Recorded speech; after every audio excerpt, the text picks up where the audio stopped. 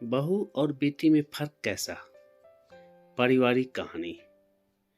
वो कहते हैं ना, अगर सास माँ बन जाए तो बहू बेटी बन जाती है, और अगर माँ बेटी दोनों एक हो जाए तो दुनिया की कोई ताकत इस सोच को बदलने से रोक नहीं सकती कि बहू भी हमारी बेटी है। कहा भी गया है, जो स्वर्ग को ही घर ले आती है वो है बेटी, और जो घर को ही स्वर्ग बना दे वो है बहू। यह एक सच्चाई है कि बेटी ही बहू बनती है, चाहे वो बेटी हमारे घर से जाकर दूसरे के घर की बहू बने या दूसरे के घर की बेटी हमारे घर की बहू बने। इस तरह की अच्छी सोच रखने के बावजूद समाज में एक बहुत गंदी सोच अभी खत्म नहीं हुई है, और वह है बहू और बेटी में फर्क रखना, बहू के साथ अच्छा व्यवहार न करना, बहू को अपने घर की सदस्य न समझने से ज्यादा दूसरे के घर से आने वाली बेटी समझकर उसे हर बात में ताना देना। ये एक बहुत बड़ा सवाल है। ऐसी कई बातें हैं जिनसे बहू और बेटी में फर्क समझ में आ जाता है। जैसे बेटी अगर जवाब दे तो उसे ना समझी समझकर टाल दिया जाता है, और अगर बहू कुछ कहे तो उसको ताने सुनाए जाते हैं कि तुम्हारी माँ ने तुम्हें शिष्टाचार नहीं सिखाई। बेटी देर तक सोती रहे तो कोई बात नहीं, लेकिन बहू देर तक सोती रहे तो सास का मुंह फूल जाता है। बेटी चाहे कितनी भी देर फोन पर बात करे तो कहा जाता है अभी तो उसके खाने खेलने के दिन है, लेकिन बहू देर तक बात करे तो समय की बर्बादी और बिल भरने की बात को लेकर हंगामा खड़ा कर दिया जाता है। बेटी घर में काम ना करे तो प्यार जताकर कहा जाता है ससुराल में काम तो करना ही है, लेकिन बहू का काम करना अनिवार्य होता है। बेटी ससुराल में खुश है तो माँ की चेहरा खिली रहती है, लेकिन बहू खुश है तो सास की छाती में सूल चुभने लगते हैं। इतना ही नहीं, बहू तो चाहिए काम वाली, और बेटी को ससुराल ऐसा चाहिए जो उसे रानी बनाकर रखे। इसी प्रकार यह कहानी माँ बेटी और सास बहू की है, जो आपको इस वीडियो के द्वारा समर्पित कर रहे हैं, जिसे सुनकर हमारे भाव बदल जाते हैं। फिर सास के लिए बहू बहू नहीं बेटी बन जाती है। सुहानी ने फोन पर अपनी माँ से कहा कि माँ, मैं बहुत थक गई हूँ घर संभालते संभालते। यहाँ मेरी थकान किसी को नजर नहीं आती। कुछ दिन आराम करना चाहती हूँ। सोच रही हूँ कुछ दिनों के लिए अपने मायके आ जाऊं। आते हुए अपने बच्चों को भी साथ ले आऊंगी। वे वहीं से स्कूल चले जाएंगे। आखिर एक ही शहर में ससुराल और मायके होने का कुछ तो फायदा मिले। पार्वती जी ने दूसरी तरफ से बोली, हाँ बेटा, जब तेरी इच्छा हो आ जाना, आखिर ये तेरा भी तो घर है।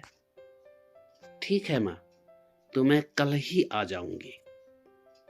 सुहानी खुश होकर बोली, हाँ बेटा, कल आ जाओ, मैं तुम्हारा इंतजार करूंगी। अभी मैं फोन रखती हूँ, मुझे मंदिर भी जाना है। पार्वती जी ने फोन रख दिया और सीधे किचन में गई। किचन में खाना बना रही बहू से बोली, अरे मोनी, सुनो, कल तुम्हारी ननद आ रही है। आज बाजार जाकर फल, सब्जी और मिठाइयाँ लेकर आना। बेचारी मेरी बेटी ससुराल में नौकरों की तरह काम करती है और उस पर कोई ध्यान ही नहीं देता। यहाँ आएगी, कुछ दिन रहेगी तो उसका मन और तबीयत अच्छे रहेंगे। सास के मुंह से ऐसी बातें सुनकर मोनी का चेहरा उतर गया। वो मन ही मन सोचने लगी, काश आपको मेरी थकावट भी नजर आती। मैं भी दिन रात झाड़ू पोछा, बर्तन, खाना बनाना, मार्केट जाना और हर वह काम करती हूँ जिससे हमारे परिवार वालों को कोई दिक्कत ना हो। काश आप मुझ पर भी थोड़ा ध्यान दे पाती। आपकी बेटी तो जब मन में आता है तब यहाँ आ जाती है, लेकिन मैं साल में एक बार ही अपनी माँ के पास जाती हूँ। तब भी आपको प्रॉब्लम होती है। मैं भी इंसान हूँ, मेरा भी मन है, मुझे भी लगता है अपने माँ के पास जाकर थोड़ा आराम करूँ, सुख दुख की 2-4 बातें करूँ, अपना मन हल्का करूँ। भगवान, अब तुम ही कुछ करो ताकि मेरी सास की आंखें खुले और उसे मेरी थकावट भी नजर आए। शाम तक भगवान ने जैसे मोनी की सुन ली और उसकी ननद का फोन आया। ननद ने अपनी माँ से कहा कि उसकी सास ने उसे मायके आने के लिए मना कर दिया है, इसीलिए इस बार वो नहीं आ सकती। पार्वती जी बोली, ऐसे कैसे मना कर दिया? पहले तो कभी वह तुम्हें आने के लिए नहीं रोकती थी, इस बार भला क्या हो गया? लाओ मेरी बात कराओ, उन्हें मैं समझाती हूँ। सुहानी ने फोन अपनी सास को दिया। पार्वती जी ने कहा, नमस्कार समधन जी, आपसे कुछ कहना था। समधन जी ने कहा, कहिए। दरअसल कल त्योहार है, इसलिए सुहानी अपने मायके आना चाहती है। अगर आप उसे भेज दे तो अच्छा रहेगा। सुहानी की सास ने कहा, देखिए समधन जी, आपकी बेटी मायके जाकर रहे, इस बात के लिए हमने उसे कभी नहीं रोका और इस बात से हमें कोई परेशानी भी नहीं है। कुछ दिनों पहले मैं अपने रिश्तेदार के शादी में गई थी। वहां आपकी बहू मोनी की माताजी से मिलने का मौका मिला। उनसे गपशप करने के दौरान उनकी बातों से पता चला कि मोनी को साल में एक ही बार अपने मायके जाने को मिलता है और वह भी बहुत कम समय के लिए। मुझे लगता है आपको पहले मोनी को उसके मायके भेज देना चाहिए और वह जब मायके होकर आ जाएगी तो मैं सुहानी को आपके पास भेज दूंगी। एक बहुत जरूरी बात जो मुझे लगता है आपको समझ लेनी चाहिए कि आपको अपनी बहू को भी बेटी की तरह या बेटी से भी ज्यादा प्यार देना चाहिए। उसे भी मायके जाने की इच्छा होती होगी। हो सकता है सुहानी के वहां आने से उसकी आवभगत करने के लिए आप उसे उसके मायके नहीं भेजती होंगी, या फिर वह आपसे कुछ कहने से भी डरती हो। अगर आप उसको घर में ही कैद रखेंगी तो एक दिन ऐसा आएगा जब वह आपके खिलाफ बोलने लगेगी, फिर वह आपकी सुनेगी भी नहीं और जब चाहे तब अपने मायके जाएगी। ऐसी परिस्थिति आए, इससे अच्छा है कि आप ही कुछ बदलाव अमल में ले आएं जिससे आपका रिश्ता और रिश्ते की मिठास खराब ना हो। पार्वती को अपने समधन के हर एक शब्द में सच्चाई नजर आई। उन्हें महसूस हुआ कि उन्होंने अपनी बेटी के प्यार में अंधे होकर कभी भी अपने बहू के मन का विचार नहीं किया। उन्होंने हमेशा ही अपनी बेटी को अपने बहू से ऊपर रखा। दूसरी तरफ सुहानी भी अपनी भाभी के बारे में हो रही इस बातचीत को सुन रही थी। उसने भी अनुभव किया कि वह कभी भी अपनी भाभी के साथ ठीक से बात नहीं करती और जब जब वह अपने मायके जाती है तो भाभी थोड़ी उदास रहती है। पार्वती जी ने अपनी बहू को बुलाया और उसे कहा कि मोनी बहू, कुछ दिनों के लिए सुहानी नहीं आने वाली है, इसलिए पहले तुम अपने मायके होकर आओ। यह सुनते ही मोहिनी का चेहरा खिल गया, क्योंकि यह पहली बार था जब उसकी सास ने सामने से उसे अपने मायके जाने के लिए कहा था। अगले दिन मोहिनी अपने मायके गई और इस बार 1-2 दिन नहीं, पूरे हफ्ते भर रह कर आई। अपने माँ बाप और अपने रिश्तेदारों से मिलकर आई, और जब वह लौट कर आई तो उसका चेहरा खिला हुआ था, उसकी आंखें चमक रही थी। मोहिनी के आने के बाद सुहानी भी अपने मायके आई, और इस बार वो खुद सामने से अपनी भाभी से खुशी खुशी मिली और अच्छे से बात की। सुहानी ने अपनी माँ से बात करके उन्हें भी अच्छे से समझने में मदद की। वह कहीं ना कहीं मोहिनी के साथ गलत व्यवहार कर रहे थे।